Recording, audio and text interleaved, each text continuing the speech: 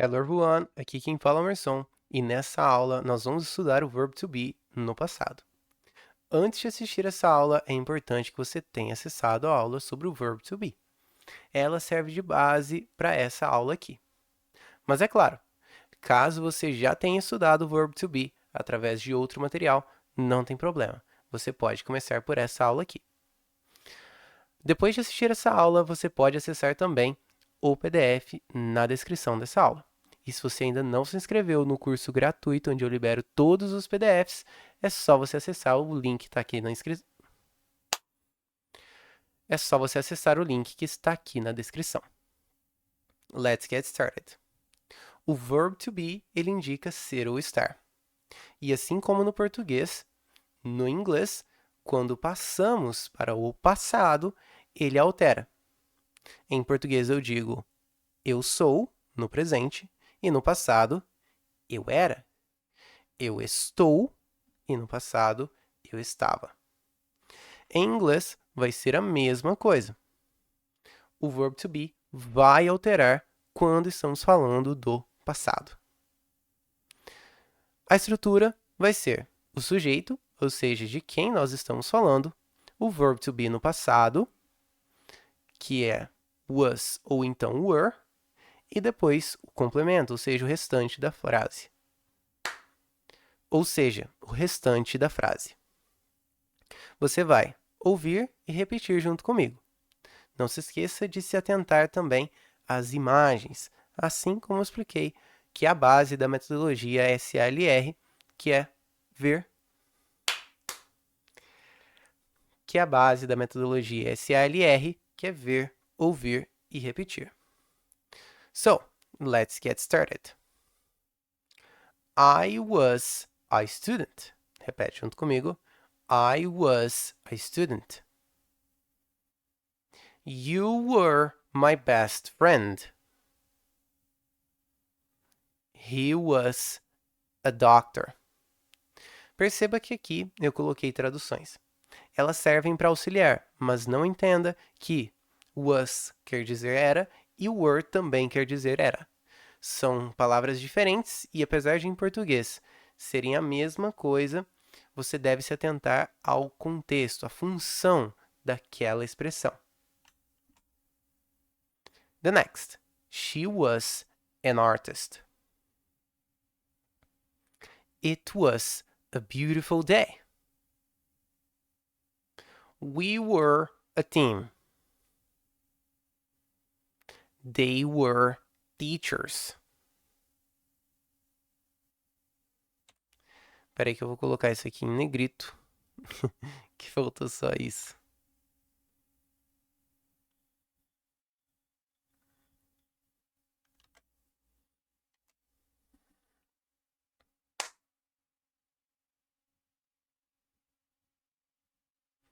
She was an artist. It was a beautiful day. Very good. We were a team. They were teachers. Very good. Nessa tabela, eu demonstro para você quais são os verb to be's no passado que vamos utilizar de acordo com cada sujeito. I was. You were. Perceba que, se traduzirmos, eles querem dizer a mesma coisa, mas aqui vamos entender qual que é o pronome, aqui no caso, o pronome sujeito, I, que vai ser utilizado em cada uma dessas estruturas. Let's get started. Você vai ouvir e repetir junto comigo. I was tired. You were tired. He was tired. She was tired. It was tired. We were tired. They were tired. Very good. Para formarmos frases na negativa do verbo to be, utilizamos o not depois do verbo to be no passado. Aqui eu não coloquei as contrações para simplificar o aprendizado. Depois nós vamos ter uma aula específica com contrações. Aqui, foque principalmente na estrutura e qual verbo to be acompanha cada um desses pronomes sujeitos. I was not a student. Repete junto comigo. I was not a student. You were not my best friend.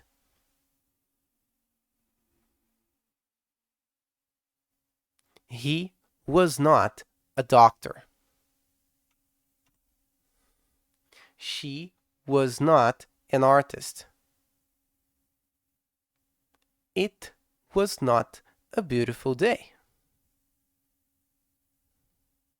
We were not a team. They were not teachers.